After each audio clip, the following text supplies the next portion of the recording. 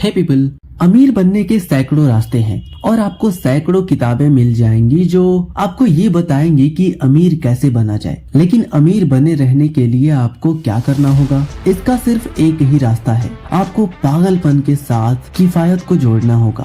इसके बारे में बहुत कम बातें होती हैं, तो चलिए शुरू करते हैं आज का एपिसोड और जानते हैं getting wealthy versus staying wealthy.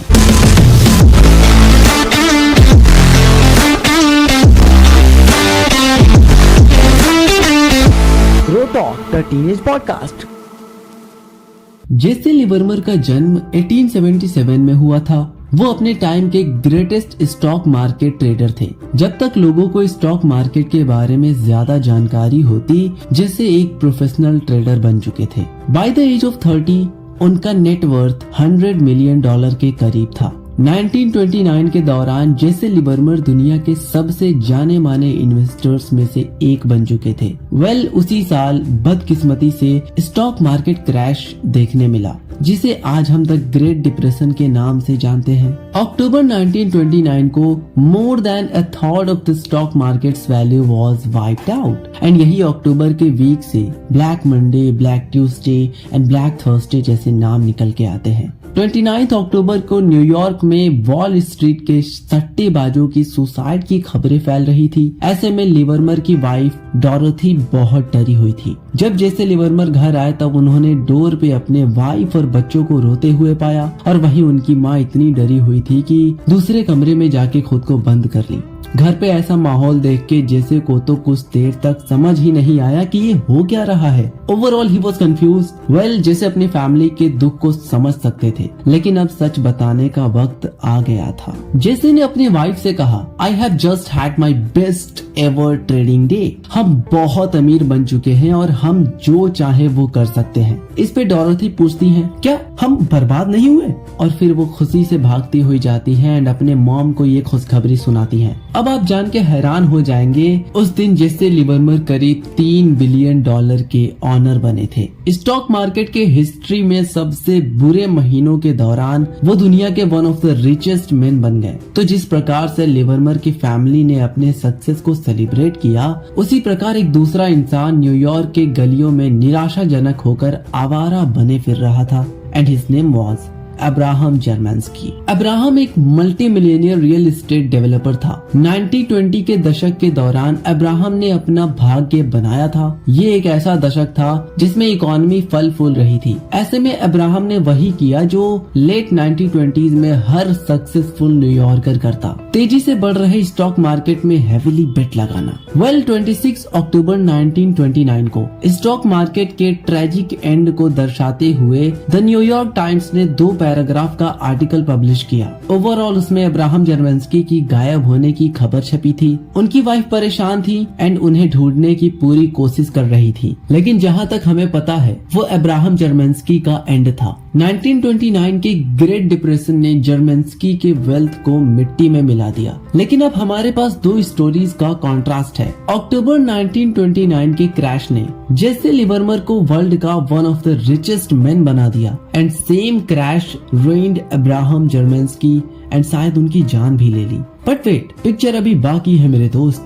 After this 1929 blow out, लिवरमर इतने ज्यादा कॉन्फिडेंट हो गए, इन द सेंस इतने घमंडी हो गए कि वो ज्यादा से ज्यादा बेट्स लगाना शुरू कर देते हैं। धीरे धीरे उनके डेट बढ़ते गए and eventually he lost everything in the stock market. साल था 1933। जैसे शर्मिंदा थे एंड वो अंदर से टूट चुके थे। That's why he decided and disappeared for 2 days। उनकी वाइफ उन्हें ढूंढती है एंड ही रिटर्न, लेकिन अंत में वो खुद की जान ले लेते हैं। एंड फिर से ये खबर द न्यूयॉर्क टाइम्स पब्लिश करती है। अगर आप ध्यान दे तो आपको दिखेगा कि लिवरमर और जर्मेंस्की का टाइमिंग अलग था, बट दोनों में एक कॉमन कैरेक्टर ट्रेट था। वो दोनों ही वेल्दी बनने में बहुत अच्छे थे, लेकिन वेल्दी बने रहने में इक्वली बुरे। ऐसे में हम ये सीख सकते हैं कि पैसा कमाना इज वन थिंग एंड उसे अपने पास बनाए रखना इज अनदर। अगर फाइनेंशियल सक्सेस को एक वर्ड में समराइज किया जाए तो हम इसे सर्वाइवल कह सकते हैं। लेकिन इसका क्या मतलब है, चलिए जानते हैं। पैसा कमाने के लिए आपको रिस्क लेना पड़ता है, ऑप्टिमिस्टिक होना पड़ता है एंड आपको बिजी रहना पड़ता है। लेकिन अगर हम बात करें पैसे को अपने पास बनाए रखने की, तो आपको ठीक इसका उल्टा होना पड़ेगा। इसके लिए आपको ह्यूमिलिटी यानी कि विनम्रता की जरूरत पड़ेगी।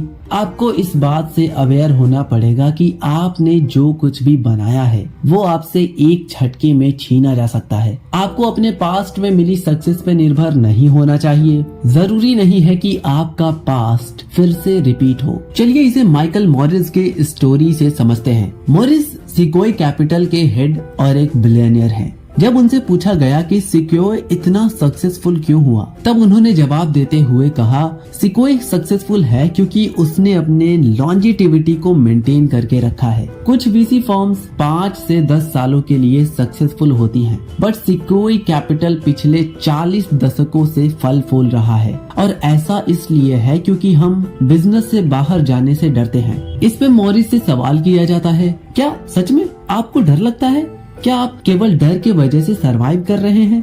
मॉरिस रिप्लाई करते हुए कहते हैं, इसके पीछे काफी चीजें हैं। हमारा मानना है कि आने वाला कल बीते हुए कल के जैसा बिल्कुल भी नहीं होगा। हम अपने पास्ट में बनाए वेल्थ को सोच के प्रेजेंट में रेस्ट नहीं कर सकते। हम ये अज्यूम नहीं कर सकते कि बीते हुए कल का सक्सेस आने वाले कल को अच्छा बना देगा।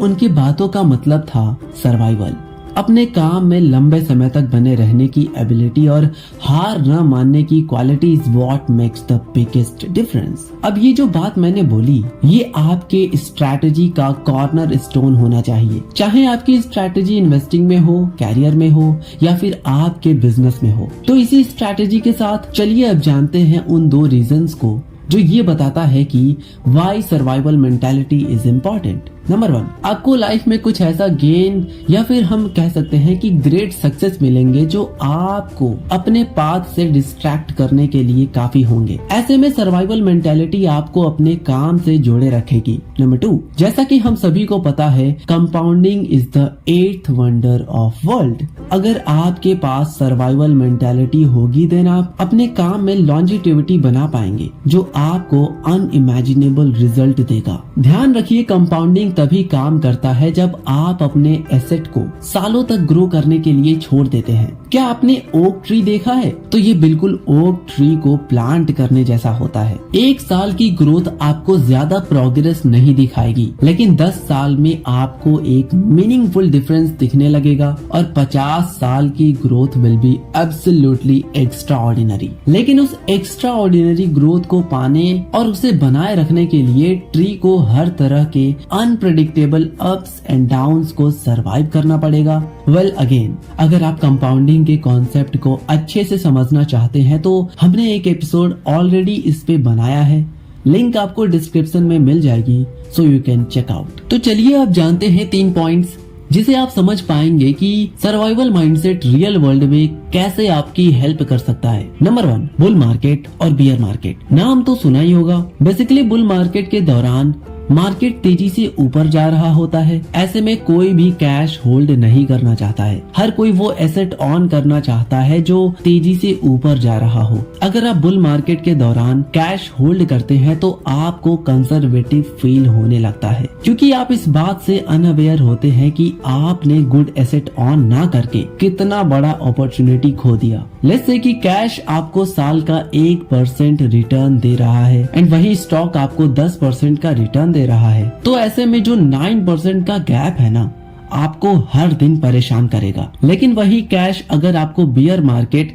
यानी कि मार्केट जब नीचे गिर रहा हो उस दौरान स्टॉक सेल करने से बचा ले, तो एक्चुअल रिटर्न जो आप अर्न करेंगे उस कैश पे वो 1% नहीं बल्कि उसका मल्टीपल होगा। बिकॉज जब आप इल टाइम में स्टॉक सेल करने से खुद को बचा लेते हैं तो वो आपको गुड टाइम में डजन्स ऑफ स्टॉक्स खरीदने के कंपैरिजन में इनक्रेडिबल रिटर्न देता है। कंपाउंडिंग बिग रिटर्न्स अर्न करने पे रिलाई नहीं करता है, because for long period of time good returns merely sustainable होते हैं। Point number 2, planning is important but उससे भी ज्यादा इम्पोर्टेंट होता है उस पार्ट को प्लान करना जो आपके प्लान के अकॉर्डिंग नहीं काम कर रहा होता है। बेसिकली फाइनेंशियल और इन्वेस्टमेंट प्लानिंग थोड़े क्रिटिकल होते हैं। एज वी ऑल नो, हमारे प्लान के सर्वाइवल के चांसेस बहुत कम होते हैं जब वो रियल वर्ल्ड को फेस करता है। इन अ नटशेल, एक प्लान तभी यूजफुल होता है जब वो रियलिटी में सर्वाइव कर सके। आप इसे ऐसे समझ सकते हैं, अगले 30 सालों के लिए आप हर साल 8% का रिटर्न प्लान करते हैं,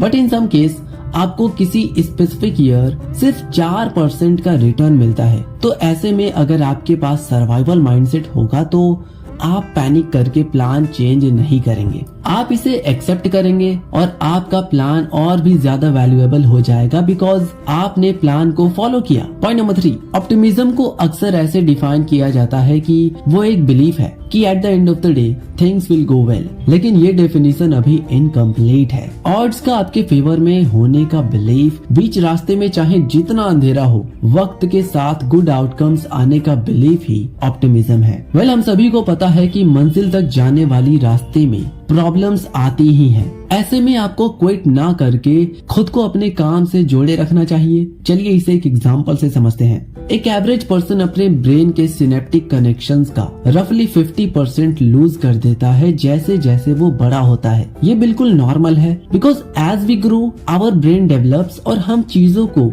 इजिली रिटेन कर पाते हैं। लेकिन एक 2 साल के बच्चे के लिए ऐसा करना पॉसिबल नहीं है। That's why they are having more synaptic connections. Well, imagine करिए कि आपके पेरेंट्स आपके ब्रेन के अंदर होते और हर सुबह उठ के आपके ब्रेन के सिनेप्टिक कनेक्शंस को कम होते देखते। ऐसे में वो पैनिक कर जाते, उन्हें लगता ये सही नहीं है। वो उन चेंजेस को एक डिस्ट्रक्शन की तरह देखते और कहना गलत नहीं होगा कि वो आपको डॉक्टर के पास भी ले जाते। लेकिन सच तो ये है कि आपके साथ जो हो रहा है वो बिल्कुल नॉर्मल है। आपका ब्रेन डेवलप कर रहा है और आप प्रोग्रेस कर रहे हैं। तो बिल्कुल इसी सिमिलर पाथ को economies, markets and careers follow करते हैं, जहां ग्रोथ लॉस के साथ साथ होता है। तो बस कहने का मतलब ये है कि एक सर्वाइवल माइंडसेट आपके अंदर ऑप्टिमिज्म और लॉन्जिटिविटी बरकरार रखेगा। तो ये था आज का एपिसोड जिसमें हमने सीखा getting money versus staying money के बारे में। आई होप ये एपिसोड आपके लिए हेल्पफुल रही।